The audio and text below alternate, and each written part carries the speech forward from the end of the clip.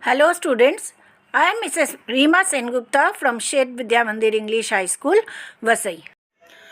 This is the remote learning initiative taken by Shet Vidya Mandir English High School affiliated to Cbse. Today I am going to teach Civics for Standard 8, Confronting Marginalisation, Part 1. Invoking Fundamental Rights.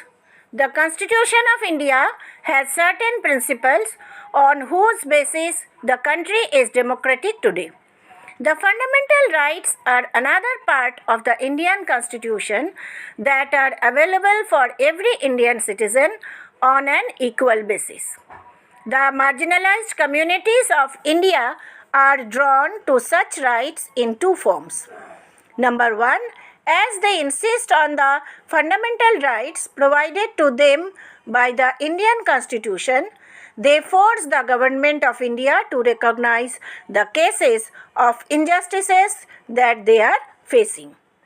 Number two, they have made a pressure on the government to enforce such laws.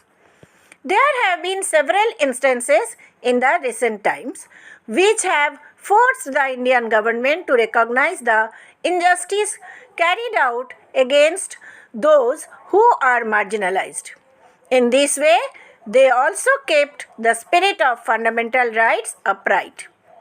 The Article 17 of the Constitution abolishes untouchability. It means that no one can force the Dalits from not entering temples, educating themselves. If they face untouchability, the government would not allow this. It is a punishable crime now. The word Dalit means broken.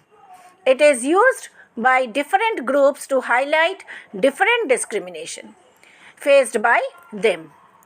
The Constitution consists of several sections that strengthens the argument against untouchability.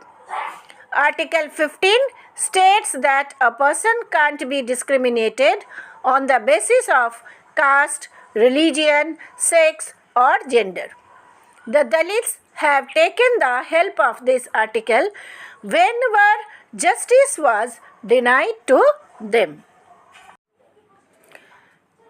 With this law, the Dalits can invoke these fundamental rights when they feel that the majority community or even government has treated them badly. With this law, they have been successful in drawing the government's attention to the constitutional laws so that they could get justice. The minorities have particularly drawn upon right to cultural and educational rights and freedom of religion. Minority religions such as Parsis and Muslims have the right to be the guardians of their respective cultures and contents.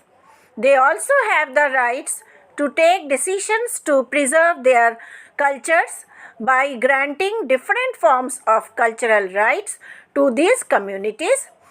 Constitution body has granted cultural justice to them. It is done to ensure that the cultural of minorities is not dominated or wiped out by the majority of communities.